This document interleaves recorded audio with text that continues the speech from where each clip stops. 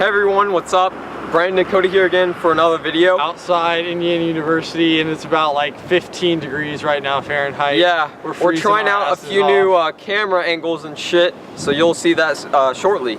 But today we're going to be talking about privatized security and how this isn't the best thing for our society, our world, as human beings. So, do you want to get started, or do you want me to get started? You can go ahead. Okay, so privatized security, how is this a bad thing?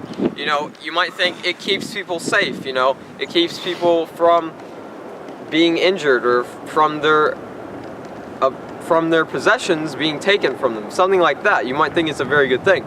And for that, it is a good thing, but should it really be the job of a privatized security firm or, you know, organization to protect those people and protect those possessions? I don't really think so. And what I think should happen is, well, the main problem that I have with privatized security is that it keeps the world the way it is. It keeps rich people having more resources than everyone else. Because if there wasn't privatized security, you know, they'd have to be a lot more accountable for their actions. You know, think if there was no Secret Service. The president would have to be a pretty likable guy. He would have to do his job really fucking well. Yeah. And he would have reason to do his job really well.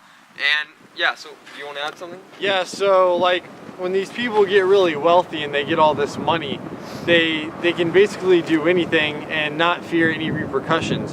When you're normal people like us and you don't have a lot of money and you don't have a lot of power, you actually have to look out in the best interest of other people and actually care about what you do. When you have all this money, like Brandon was saying, you don't necessarily have to care all that much. You can just be like, okay, guards take care of it or whatever. And this is all because of private security. You don't have to be accountable for your actions, and it also places, you know, more importance on certain people in our society than others, which and it's not treating everyone equally. Right. It leads us.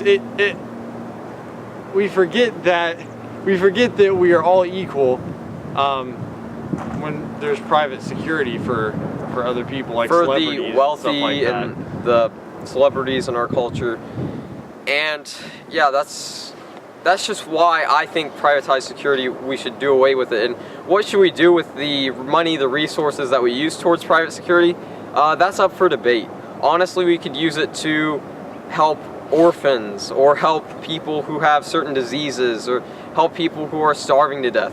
You know, there are plenty of things that we could put this money towards, and it would help the world in a much better way than using private security a few minutes ago, the wealthy and the rich. We were also talking about putting it towards public security, you know, so security for everyone. Mm-hmm. And this doesn't necessarily that doesn't develop into militarized protection. This doesn't necessarily mean you know, more police officers either. You know, we could look into some other types of public security, but you know, that's up for debate as well. We just wanted to get you guys thinking about this topic, and because it's something that we don't really look at too much, you know, private security, we kind of just accept it as this thing that exists, and we think, okay, well, we'll just keep it the way it is. And that, we just wanted to get you guys thinking about that. And thanks for watching. Please like the video. Subscribe. Make sure to subscribe.